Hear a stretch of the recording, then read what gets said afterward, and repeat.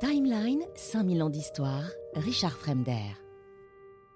On a l'impression, quand on vous lit, d'une jeune femme, parce qu'on va rester d'abord sur la jeune femme, la jeune fille peut-être même carrément, qu'elle a une soif d'apprendre. Elle a la chance d'être née, on va dire, comment on dit, c'est une bâtarde. Oui, c'est une En fait, bâtarde. c'est une D'ailleurs, elle le bâtarde. dit elle-même. Elle se qualifie ainsi. Et, Oui. mais elle a la chance d'avoir de l'instruction, parce qu'en fait, elle va être un peu adoptée au début, Oui. au début de sa vie par une sorte de grand-père. Oui, en fait, qui est peut-être d'ailleurs son père. Oui, en fait, on n'a pas chassé la servante fautive, C'est ça, voilà. contrairement à ce qui se faisait d'habitude.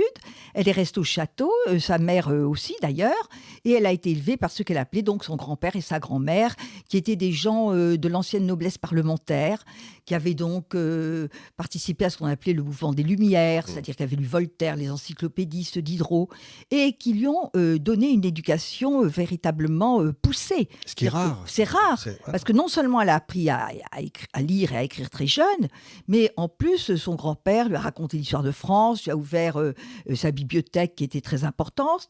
Et en même temps, elle a eu une éducation au contact, bien sûr, de la nature, des paysans, de la vie rustique. D'ailleurs, ce n'étaient pas des châtelains riches, c'était de vie D'ailleurs, quand ils sont même obligés de vendre le château, d'ailleurs. très modeste, oui, tout à fait. Et au fond, en plus, cette éducation était très libérale. Par exemple, quand des prétendants se sont présentés alors qu'elle était adolescente, elle n'en voulait pas, on a dit d'accord.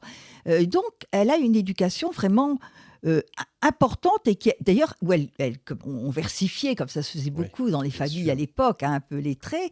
Et donc, elle voulait être poète. Et quand son grand-père donc est mort, elle avait 15 ans, puis sa grand-mère, elle avait 20 ans. Et là, elle a été, je dirais, renvoyée à sa situation de bâtarde. C'est ça. D'autant que du côté de cette famille décédée, il y avait une belle-mère qui ne voulait pas qu'elle continue à porter le nom de Maïs. Donc Jalousie, de jalousie. Elle a été carrément mise à la porte du château, même si elle avait des terres que lui avaient laissées ses grands-parents. Elle s'est retrouvée dans une situation quand même difficile. Peut-être d'ailleurs plus moralement que financièrement, même s'il fallait qu'elle gagne sa vie. Avec sa vraie mère. Voilà, avec sa vraie mère. vrai. Et là, sa vraie mère aurait voulu qu'elle soit cuisinière parce que ça rapportait, mais il n'en était pas question. Et finalement, le métier d'institutrice, c'était celui qui pouvait lui convenir le mieux, puisque ça coïncidait à ses aptitudes intellectuelles. Et en même temps, c'était un métier qui pouvait lui permettre d'exprimer son envie d'aller vers les autres, de secourir, d'aider. Oui, parce que très il y a tôt, cette en fait, dimension c'est ça, quand même ouais. dans le métier d'institutrice. Très tôt, elle a envie d'aider. Très tôt, elle se révolte un peu contre Oui. l'injustice en général. Oui, elle dit même qu'elle était communiste toute petite, Oui, c'est un peu ça. exagéré. Mais c'est vrai que très tôt, c'était une enfant très généreuse qui donnait autour d'elle. Elle raconte même qu'elle avait volé de l'argent à son grand-père pour le distribuer. Et d'ailleurs, toute sa vie, elle donnera tout. Elle n'a jamais eu un sou devant elle. Voilà, c'était une femme qui était entièrement vouée à son idéal. On l'a souvent comparée à une sorte de charité, c'est vrai. Effectivement. Moi, je l'ai toujours crue institutrice. Or, elle ne l'était pas vraiment. Elle était sous-institutrice parce qu'en fait, elle a raté...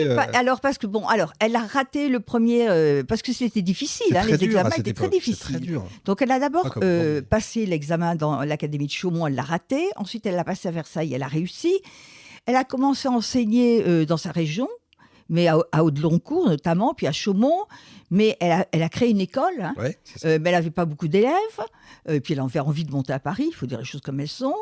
Donc finalement, elle est montée à Paris. Elle avait 26 ans, C'est ça, ouais. avec d'ailleurs des recommandations du recteur de Chaumont. Donc elle était considérée, quoi qu'elle en dise, qu'elle disait qu'elle s'agitait beaucoup déjà contre le gouvernement. Mais enfin, c'est pas complètement vrai, sinon elle n'aurait pas eu ces recommandations.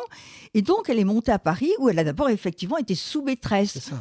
Ce serait, je dirais, une auxiliaire aujourd'hui. Je comprends. Parce qu'il y a une maîtresse, mademoiselle Violier, qui voulait bien apprendre en plus. Mais après, elle a fait une vraie carrière, puisqu'elle a fini par créer une école à Montmartre, rue Oudot, dans ce Paris qui était en fait... ça faisait partie des communes qui avaient été rattachées, qui ont Oui, été c'est ça. rattachées en 1860 à Récemment. Paris. C'est ça. Donc, il y avait toute une population émigrée récente. Et là, son école a eu jusqu'à une soixantaine d'élèves, plus une garderie pour les tout-petits. Alors, on en fait de tout temps une anarchiste depuis qu'elle est toute petite, mais en fait, c'est pareil, elle n'est pas anarchiste dès le départ. Il n'y avait pas d'anarchisme. Voilà, c'est trop tôt. Absolument, Évidemment, oui. c'est anachronique. Oui, complètement. Non, alors elle était socialiste, Marx. Vous savez, à l'époque, d'abord, il ne faut pas oublier que Marx, c'est seulement 1848. Ouais. Hein, donc, bon. À l'époque, les marxistes et socialistes, il y avait toutes sortes d'écoles, d'ailleurs, avec des noms plus ou moins complexes, socialo-communistes, etc. C'était vraiment des nébuleux. Ça a été très long avant qu'on ait vraiment des partis qui se distinguent. Et donc, je vous dis, finalement, ceux dont elle se sentait les plus proches, c'était les blanquistes, qui étaient vraiment des révolutionnaires assez durs. Et puis, en fait, elle est devenue anarchiste. Alors, elle dit qu'elle est devenue anarchiste quand elle était sur le bateau qui l'emmenait en Nouvelle-Calédonie et que c'est sous l'influence d'une de ses amies. En fait, peut-être que son amie a joué un certain rôle, mais la vérité, elle le dit par ailleurs, c'est que la République a été un échec. On n'a pas instauré une République sociale parce que pour elle, la République devait conduire à une société de justice, pas une République libérale. Donc, cette République n'a pas été instaurée. C'est même Thiers qu'elle détestait. Qui a d'abord été chef du gouvernement. Et puis, la Commune a échoué. Puisque donc il y a eu cette insurrection parisienne pour d'abord essayer d'empêcher qu'on reprenne les canons, parce que les Parisiens voulaient poursuivre la guerre contre l'Allemagne. Et elle en a déduit que si la République ça n'avait pas fonctionné, que si les communards n'avaient pas réussi, c'était que le pouvoir en lui-même était mauvais. Ou il pervertit ou il écrase. Certains se laissent pervertir et d'autres sont écrasés s'ils sont de trop bonne foi. Donc, à partir de là, elle a dit, puisque le pouvoir est mauvais, il ne faut plus de pouvoir, donc il faut l'anarchie, l'absence de pouvoir, l'absence d'État. Voilà. C'est ça. Et c'est comme ça qu'elle en est venue à être anarchiste.